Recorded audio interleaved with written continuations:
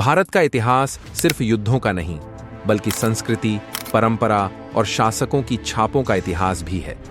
इस विशाल उपमहाद्वीप पर कई राजवंशों ने शासन किया, लेकिन जब मुस्लिम शासक भारत आए तो उन्होंने न केवल सत्ता स्थापित की, बल्कि कला, संस्कृति, वास्तुकला और प्रशासन में भी गहरी छाप छोड़ी।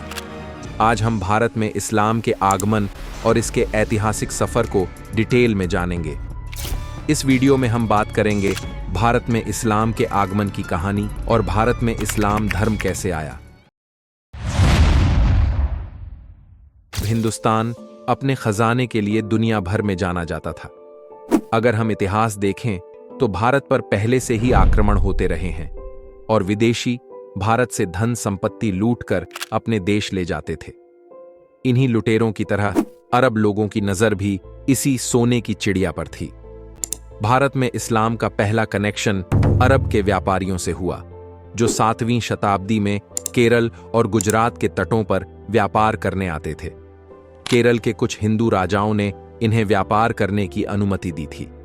7वीं सदी के बाद भारत पर अरब और तुर्क के मुसलमानों ने हमला करना शुरू किया। भारत में इस्लामी शासन की असली शुरुआत मोहम्मद गौरी के आक्रमण से हुई। मोहम्मद गौरी ही वो सुल्तान था जिसने भारत में असली इस्लामी शासन की शुरुआत की। मोहम्मद गौरी का असली नाम मुइजुद्दीन मोहम्मद गौरी था, क्योंकि वो अफगानिस्तान के घोर एरिया से आया था। मोहम्मद गौरी का जन्म 1149 ईस्वी में गौर अफगानिस्तान में हुआ था।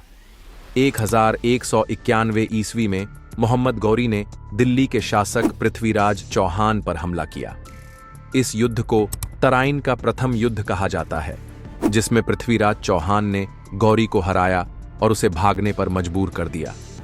उसके एक साल बाद 1192 ईस्वी में मोहम्मद गौरी ने फिर से पृथ्वीराज चौहान पर हमला किया। इस बार उसने अपनी रणनीतिक से युद्ध लड़ा और पृथ्वीराज चौहान की सेना को हराकर उसे बंदी बना लिया। कहा जाता है कि बाद में पृथ्वीराज को मार दिया गया।